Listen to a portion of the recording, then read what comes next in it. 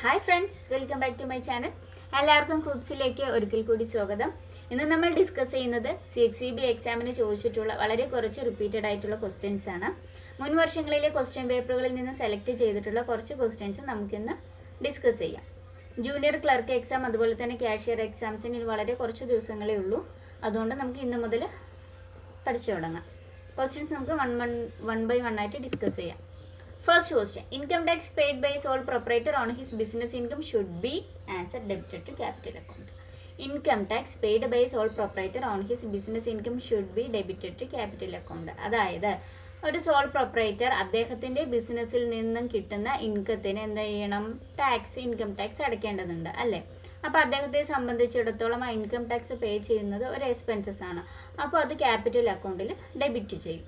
എന്താണ് question? Income tax paid by sole proprietor on his business income should be answer debited to capital account. ഇനി അടുത്ത question, the document on the basis of which transactions recorded in the books of account are known as answer source document.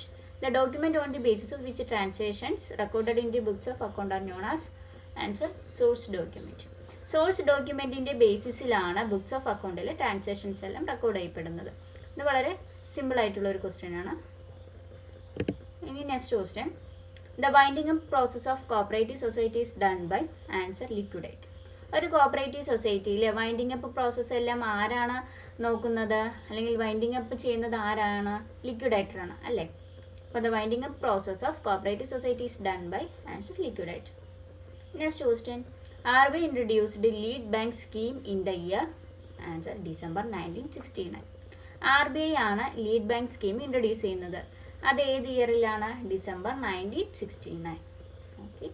ഇനി next question, who was the chairman of committee on cooperative credit setup in 1960? Answer VL Mehta. Who was the chairman of committee on cooperative credit setup in 1960? 1960ലാണ് committee on cooperative credit set up ചെയ്യുന്നത്. അതിൻ്റെ chairman ആരായിരുന്നു? VL Mehta.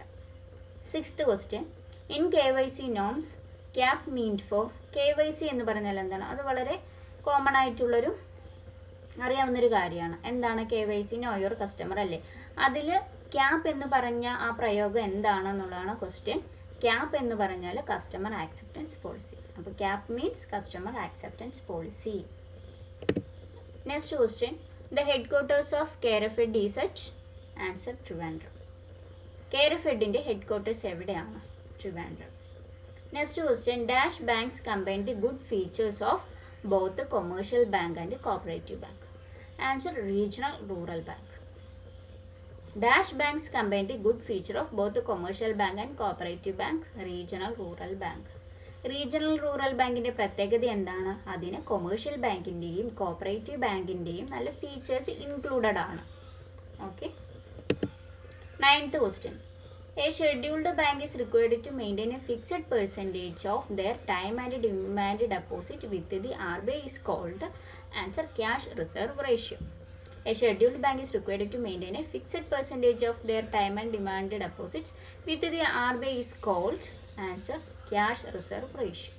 Cash reserve ratio എന്ന് പറഞ്ഞാൽ എന്താണ്? ഒരു scheduled bank ഒരു fixed percentage അവരുടെ ടൈം ആൻഡ് ഡിമാൻഡ് ഡെപ്പോസിറ്റിൻ്റെ ഒരു ഫിക്സഡ് പെർസെൻറ്റേജ് RBIയിൽ അങ്ങനെയല്ല, ഒരു ഫിക്സഡ് പെർസെൻറ്റേജ് എമൗണ്ട് മെയിൻറ്റെയിൻ ചെയ്യേണ്ടതുണ്ട്.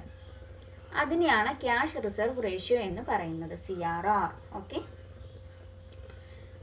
10th question, income and expenditure account is a dash account. Answer എന്താണ്? Nominal account. Income and expenditure account is a nominal account.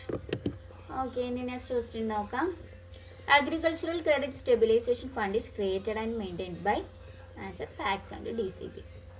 പാക്സും DCBയുമാണ് agricultural credit stabilisation fund create ചെയ്യപ്പെടുന്നതും അത് maintain ചെയ്യുന്നതും.